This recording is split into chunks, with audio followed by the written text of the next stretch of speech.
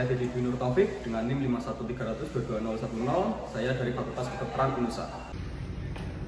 Perkenalkan, saya Indra Mukti Wijaya Kusuma dari NIM 51300220094 dari Fakultas Kedokteran UNUSA. Kenalkan, nama saya Muhammad Haris Hamdan Mudam. Saya dari NIM 51300220007. Di sini kami akan menjelaskan tentang macam-macam sel pada jaringan tubuh manusia. Sebelumnya, apa sih jaringan pada tubuh manusia itu? Nah, jaringan sendiri adalah kelompok sel-sel yang mempunyai bentuk dan fungsi yang sama. Kemudian apa sih macam-macam dari jaringan dasar? Nah, untuk macam-macam dari jaringan dalam tubuh dibagi menjadi 4 macam. Yang pertama ada jaringan otot, ada jaringan ikat, jaringan saraf, dan jaringan epitel. Untuk jaringan otot sendiri, apa sih definisi dan macam-macamnya? Apa sih definisi dari jaringan otot itu? Jaringan otot adalah jaringan yang bertanggung jawab atas gerakan tubuh. Nah, jaringan otot itu dibagi menjadi 3. Apa saja? Yang pertama itu ada otot polos, otot lurik, dan otot jantung.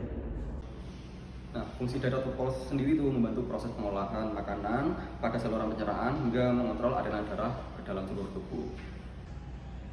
Untuk selanjutnya, otot lurik. Apa sih otot lurik? Otot lurik adalah jaringan yang terhubung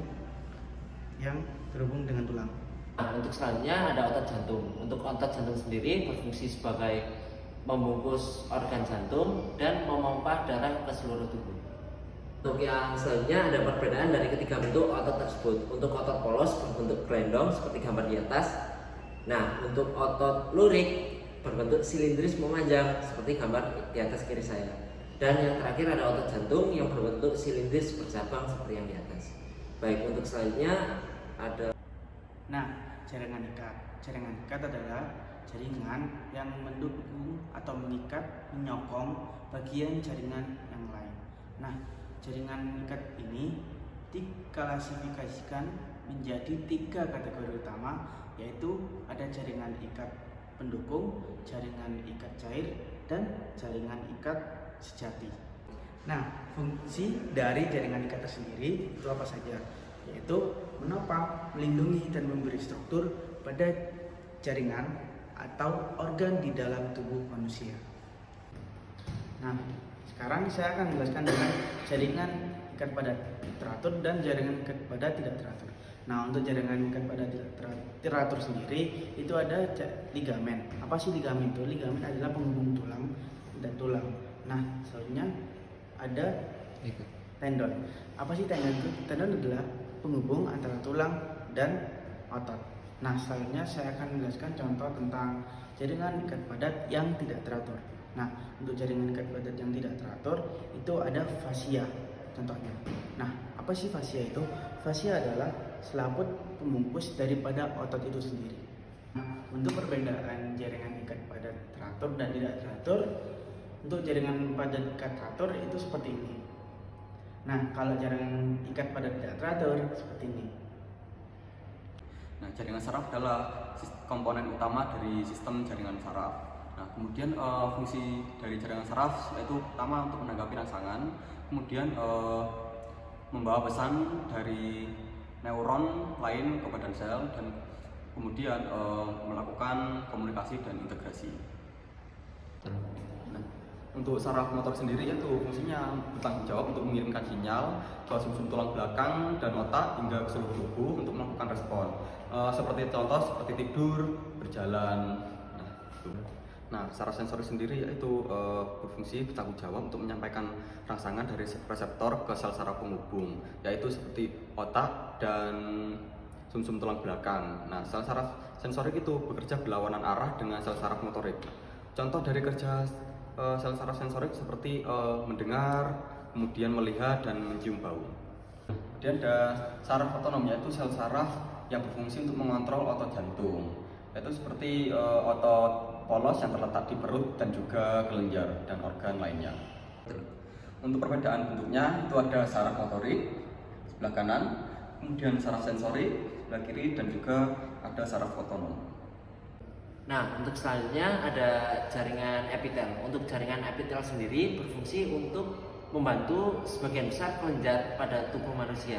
untuk jaringan epitel sendiri dibagi menjadi 3, dan masing-masing 3 ini dibagi lagi menjadi 2. Jadi 3 ini ada jaringan epitel silindris, ada jaringan epitel kuboid, dan ada jaringan epitel pipi.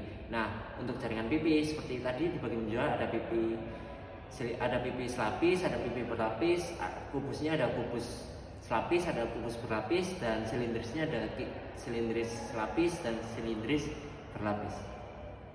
Pertama kita di jaringan epitel pipi.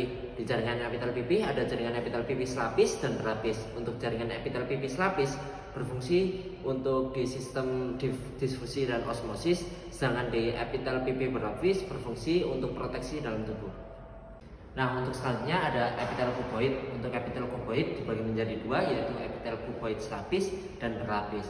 Untuk epitel kuboid selapis berfungsi pada sistem sekresi, absorpsi, dan proteksi. Sama halnya dengan epitel kuboid selapis. Untuk epitel kuboid berlapis berfungsi sama, bedanya ditambah dengan sistem ekskresi. Untuk selanjutnya yang terakhir ada epitel silindris. Yang pertama ada epitel silindris selapis yang berfungsi sebagai proteksi, dan selanjutnya ada epitel silindris berlapis yang berfungsi untuk ekskresi. Nah, untuk yang selanjutnya ada perbedaan dalam bentuk jaringan itu sendiri. Yang pertama ada bentuk dari epitel silindris berlapis dan selapis. Dan yang selanjutnya ada epitel kuboid selapis dan berlapis. Dan yang terakhir ada epitel pipi selapis dan berlapis. Pak Nur, saya ngomong. Mungkin itu saja yang dapat kami sampaikan. Wassalamualaikum warahmatullahi wabarakatuh. Terima kasih. Terima kasih. Wassalamualaikum. Mungkin itu saja yang dapat kami sampaikan. Terima kasih. Wassalamualaikum warahmatullahi wabarakatuh.